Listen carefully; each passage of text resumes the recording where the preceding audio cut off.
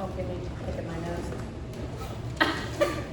Hi, and this is Chloe in the club As We Say, Not Do, aka As We Riz, Not Gloom. We're gonna have to edit that out. Oh my god, I hate that.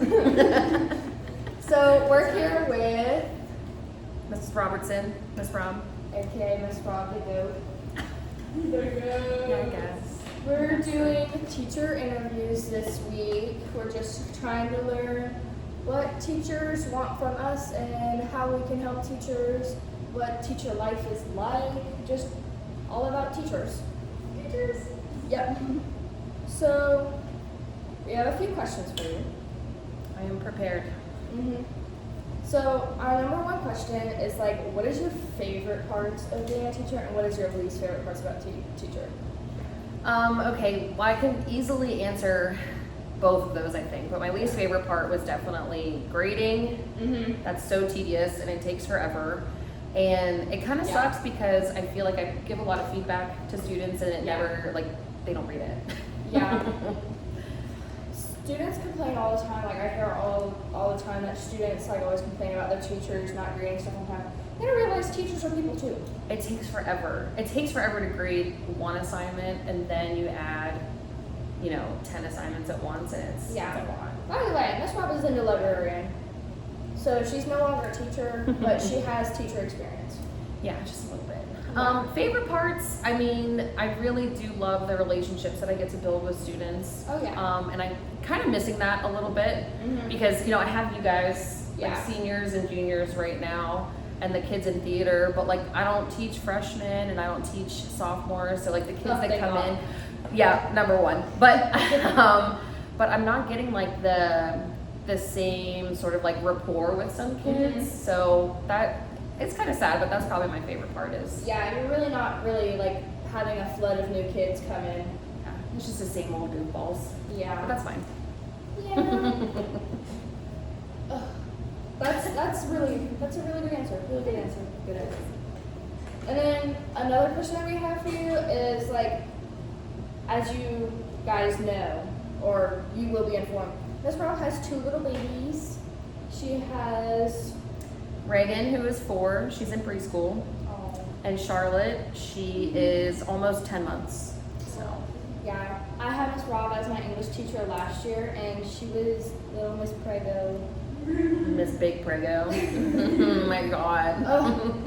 Well, our next question is like, how does having kids like affect your teaching perspective? Like, your teaching perspective before you have kids and like after you have kids has probably definitely changed. And yeah, I would say having kids has made me realize that I was doing too much before I had kids, but also simultaneously thinking like I wasn't doing enough for my students. Yeah. But after realizing like, oh, I put a lot of time into my lesson plans and my feedback and like talking, just like being with kids, that I'm like, I kind of have taken a few steps back since having my kids because I want to spend time with them. Like, I love other people's kids, which is why I'm like in this profession, but I love my kids more.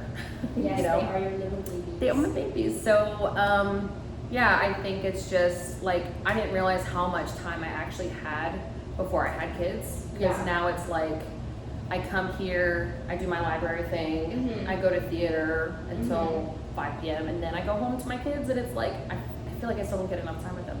Yeah. She also is one of the theater directors. Yeah. She makes all of our school plays so pretty. No, yeah, they're fun. But I'm sure it's hard being a mom and a teacher. Yeah. Well, especially whenever you were a teacher. Now that you're a librarian, I'm sure it's not as big of a big thing, but I'm sure it's still really hard. I definitely have more time throughout my day because I'm not teaching, so that's been a really nice change of pace. But yeah, it's still tough to kind of balance, being with your kids and work. Because I do love my job. I do love, and I want to put everything that I can into my job, but I also want to see my kids grow up. That is a really big thing that a lot of parents miss out on. Yeah. Question number 3 is, as a parent and teacher combo, what concerns you about like the education system? system. Like, what is like really concerns you? Like, what's going on in the schools right now, and like, what's going on? The board of education. As much as you can say without getting in trouble. I was gonna say as much as I can say without. I think okay. My perspective is I think everyone, for the most part, is in education for the right reasons, and we're like all of us are just kind of trying to do our best with what we have. Yeah. So I really think one of the biggest problems in education is really just like, this might be a convoluted, complicated answer, but it's really just like the access to resources that schools have. Yeah. We are lucky because we have the university, we have just people that love MHS and want to see us succeed in all the things that we do. But we also, like, funding is difficult. Funding for anything is difficult, and I've seen that through theater. I see that through like trying to get things for my classroom or for the library. Like, funding is just hard. Yeah, and I'm sure it's hard to set up fundraisers and stuff like that. Yeah. Like, it's probably a lot of like paperwork and all that stuff. So like, Massive amounts of paperwork. The other thing is, there are some places, so like where I'm from in Pittsburgh, there's a lot more people that live there, and like their taxes are higher, which means that teacher salary can be higher. So in places like West Virginia where that's not the case, it's a lot harder to get, you know, like, like I said, I love my job, but I wish I got paid more. yeah. That's Yeah, just. I think that's a worldwide problem that teachers should get paid more, because one, especially like ones that are working with little kids, I feel like that's a really high focused job, like dealing around with hyperactive kids all day. Shout out to Miss Hatton at Mountain View Elementary, because that's my kid's preschool teacher. I could not do what you do. I love you. Yes, I feel like a lot of the elementary school teachers need like That have extra patience. yes, because they It's deal crazy. with like kids learning how to be kids. Like, they learn how to be adults. Like, that's like the biggest stages. And then like as you go to middle school and high school, like they really start to calm down if they're not crazy. Yeah. But I feel like elementary school and high school are like the two most biggest like schooling areas that are important to kids' lives. Yeah. Like, a lot of high school people impact kids' lives so much, and you are one of those people that you impact kids' lives in mostly good ways. I hope so. Yes. I'm not here to be a tyrant. You know. So, follow-up question on that is, what would you want your kid to learn in school? Like, what's something like that they don't really teach anymore, or like never have taught, and like, what do you think would be something that your kids should be learning in school?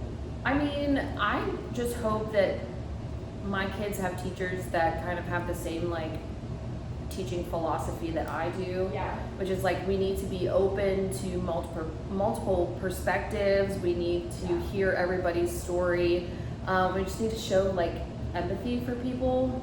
And I know that like sometimes I don't want to say I get mean, but like I feel like I try to empathize with everybody that walks through my door, that wants to tell me things, that I want to feel like the person that they can talk to about whatever's going on in their lives, and feel like I'm actually really listening, because there are plenty of adults out there that just don't care Yeah. about But kids' then, well-being. on the flip side of that, I see a lot of kids take advantage of those teachers that do care and empathize with those students, because it's an actual teacher that they actually like, but then they start to abuse that likingness and caringness, and that becomes a problem. But then the teachers don't want to do anything about it because they still want to be that cool, chill person, you know? Yeah. That's really hard. That is something that I struggle with a lot too, because I empathize, I understand people go through stuff, but there is a point where it's like you're taking advantage of my niceness. Yeah. And you're, Just because you're kind doesn't mean that you're stupid. correct. Yes. Correct. That's a great way to put it. Mm-hmm. Yeah. Fourth Fourth question and last question. Okay. How can we as students understand teachers better? I think we've kind of already touched on it a little bit, but like just seeing me as like a person, you Yes. know, because I try to see my students as people before I see them as students. So like, Yeah. I want to make sure, did you eat breakfast today? Did you get a good night's sleep? Do you need water? Do you need a hug? Like, what is it that you need so that you can be in my room and be present and learn what I want to teach you? Because I love the stuff that I want to teach you. Yeah. You know, and I hope that like that comes through in my teaching, which I don't do anymore, but that's She okay. was a great teacher. But I think I also want to be afforded that same courtesy. And I feel Yes. like me, like I'm pretty straight up. Like if I didn't get any sleep, or I'm starting to get a migraine because I get migraines, or I'm not, just like any of that stuff, I feel like I'm pretty straight up. Like, guys, Chill not out. feeling great today. Let's calm down. Here's what we're gonna do. Let's just do it, and then we all can just, Yeah. you know. So I think a lot. I feel like kids who kind of empathize with their teachers and kind Yeah. of like level with their teachers a little more. Just kind of, I don't want to say respect. It's just kind of a mutual like understanding of like we're all Humans. going through this thing together Yeah. of life, you know. So it's like, let's just everybody chill. Yeah. Everybody Yeah. calm down. Remember, Calm down. we watch her work. They don't watch us. Like, we sit there while, like, their job is to be here with us. Like, they're not supposed to be our babysitter, but, like, they're supposed to educate us. They're educators. And a lot of people take advantage of that. Like, a lot of people think that school is just, school. But it's like they're trying to teach us stuff, but then it's the kids that disrupt and cause havoc and just make it painful for other kids to learn.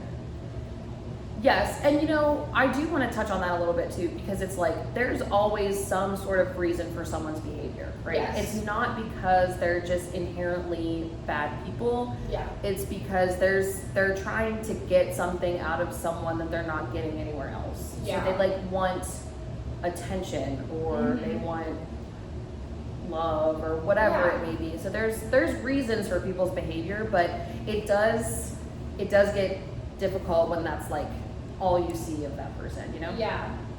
Yeah. So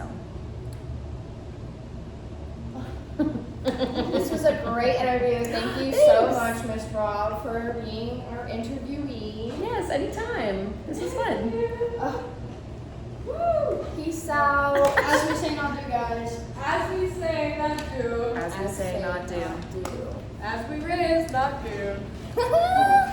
Bye, guys.